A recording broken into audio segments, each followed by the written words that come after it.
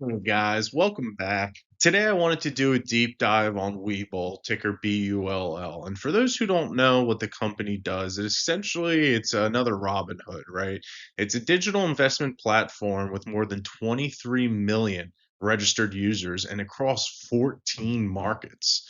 They're in the US, Hong Kong, Singapore, Japan, UK, Australia. Webull also offers a premium subscription that has already attracted 40,000 users with accounts total in the $2 billion range, which, sets itself apart from other platforms that, don't have premium subscriptions.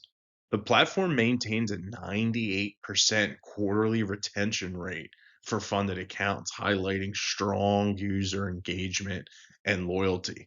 And Webull has lofty 2035 goals aiming to establish itself as a global, low cost brokerage platform for retail investors, integrating trading, research, and education all in one app. And on November 20th, Webull announced Q3 2025 earnings and slammed expectations. There was estimated earnings per share of 2 cents, and they met at 7 cents for a 320% surprise here. And they had estimated revenue in the $132 million range, but ended up at 157 nearly for almost a 20% surprise. I mean, stellar quarter for the company, what you want to see. And they hit profitability. They turned that corner. So we'll take a look at that later. So why do I like Webull better than Robinhood? I think there's a couple reasons. One to start is that Webull has a way different product, and I think they have a tendency to keep some sticky users in the sense that like Robinhood's more for new users, a very gamified experience, and Webull, has advanced pro charting tools, extended 4 a.m. trading hours. I mean, they kind of created a moat in the sense around non-beginner retail investors. Next, I think that Webull has an advantage in the sense that we saw Robinhood do this about 6, 7 years ago, just dropping endless amounts of money and being the first mover in the United States, right? Well, Webull's doing that internationally. They have a very aggressive push into Asia and Europe, and that reduces a lot of U.S. regulatory risks while tapping into high growth international markets. And then to boot, Webull has more crypto offerings and forex selection here, right? They first off they support forex, which Robinhood doesn't even do, and they have a larger crypto selection with over 70 coins. You can trade futures, you can have exposures to commodities, currencies, and indexes all through futures. And it expands well beyond Robinhood's, scope of what they offer.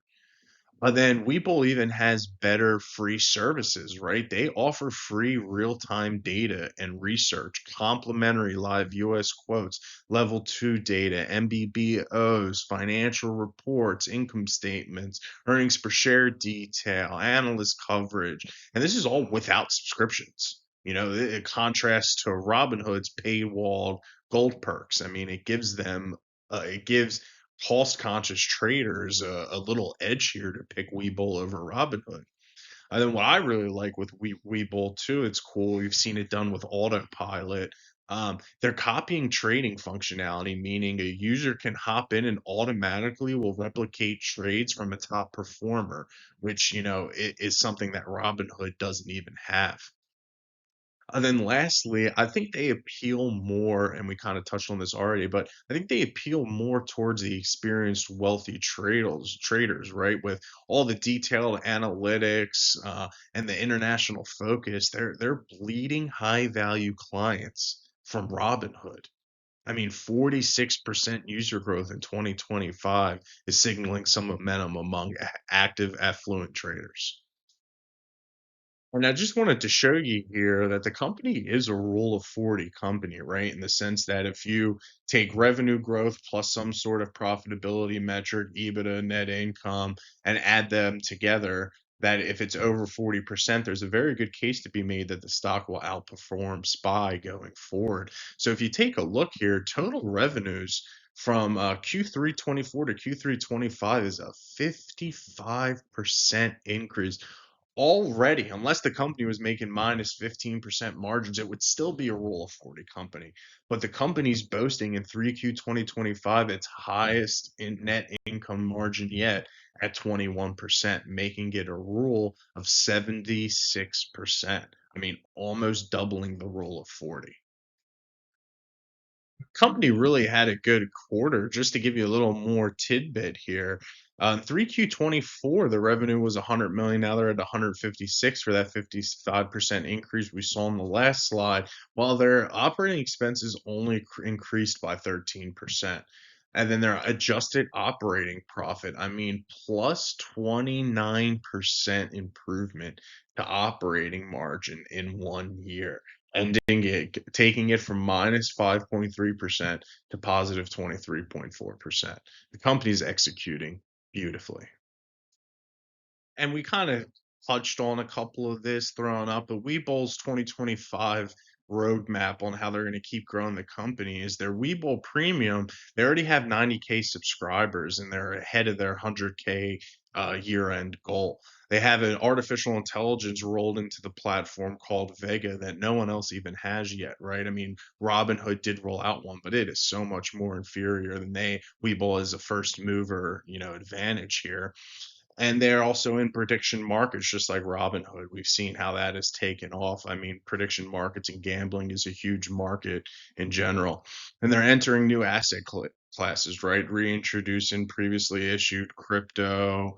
Over 50% of the new funded accounts are literally just trading crypto. They're trading corporate bonds, are getting into it, and they're expanding into Europe, Asia, Canada, and surpassed 700K thousand funded accounts outside of the US as a milestone.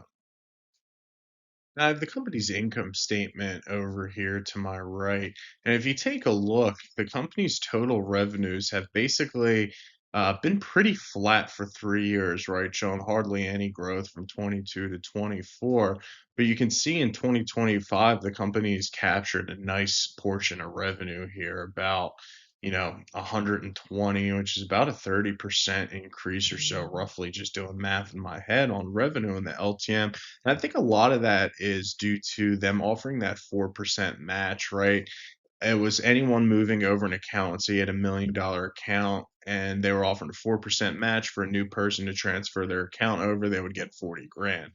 So I think a lot of this internal revenue uptick, right? You can see the uptick in brokerage commission going from 49 to 76, and then other revenues, which is, them selling the data to companies like Citadel. Just had to think of a market maker there for a second. So the revenue, hasn't been too great in the past 3 years, but it's shown some solid growth. I think for them to grow, right, they need a very strong push internationally and to gain those customers. And I think they have to also keep poaching the larger customers away from Robinhood, right? Webull has a way larger user base. People who've downloaded the app is way larger than Robinhood, but the funded accounts is only like 20%. So like people are opening accounts and just not putting money into it versus Robinhood's like 94%. If you're opening a Robinhood account, you can almost guarantee there's money going into that account. And that's not the case with Webull yet. But I think as they start to push and people understand their platform more, I think they can attract more big clients. And then also they just have better financial products offering, right? Like they do Forex, they have extended hours, they have futures trading, they have Q corporate bonds. I mean, they have a lot of diversified offerings that retail does not get access to. Now, if you take a look down to their earnings from continuing operations here, their net income, basically they've been positive for 3 of the 4 years, but took a big loss here in 2024. And, it's not the greatest, like you like to see this variability, this volatility in earnings, right? High positive, low positive, high negative, high positive. We're swinging all over the place. You take a 4 year average, though, we're still going to be positive, and I expect the company to keep growing. I really expect as crypto takes off more and more and they get access into these other countries, I really think it's going to really increase revenue and profitability as they mature. And the company has a really strong balance sheet, right? I mean, if you take a look just at the LTM, I'll pull out my cursor here. They only have 100 million in long-term debt. They have no short-term debt. And I mean, their leases are relatively small. Now I see their retained earnings are extremely negative, right? Which stinks. So they have to keep putting in capital, right? So they had to put in 3.2 billion to bring them back up to about a billion in equity. Well, take a look at their firepower, right? They have like 1.9 million in cash and secured cash and another billion coming to you in accounts receivable. So I mean, is the company generating sustained losses that are making the company have negative retained earnings? Yes. But at the same token, they're able to keep putting money into the company. They have very low debt. They just became profitable. And, their cash and cash equivalent position is very, very nice.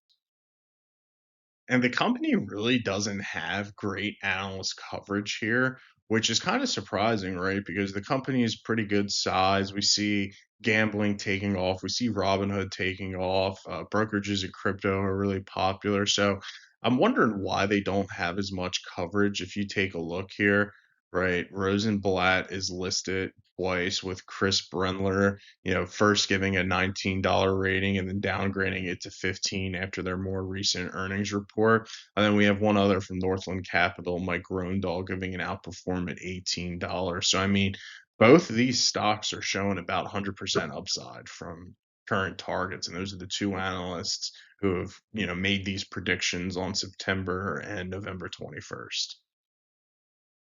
So here's my discounted cash flow, and you can see here I have a price target of about $12. So coming in under Wall Street analyst expectations, but I feel really comfortable with this price too here, right?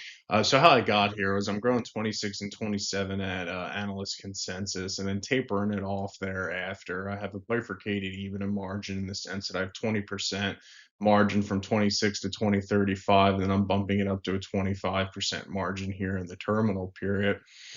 Next, I have my capital expenditures. The company really doesn't spend that much here, about 2% range, and working capital in the 1% range. So run that through the model. That gives me about $4.1 billion in enterprise value. They have a net cash position, right? They have more cash than debt to the tone of $2 billion. So adding that on there, I get $6.1 billion in equity value. There's about half a billion shares outstanding, which gives me a price of $12. It's currently trading at 8 for about a 50% upside. Wall Street has it about 100% upside. So, I mean, I feel like this is a good entry point on the stock. I would keep it on the lower edge. Because it is higher risk in my eyes, but I still think a small allocation could prove to be beneficial. That's it. That's all I had for you guys. Let me know in the comments if you'd buy or sell or hold Webull or if I missed anything in my analysis. I look forward to hearing from you guys.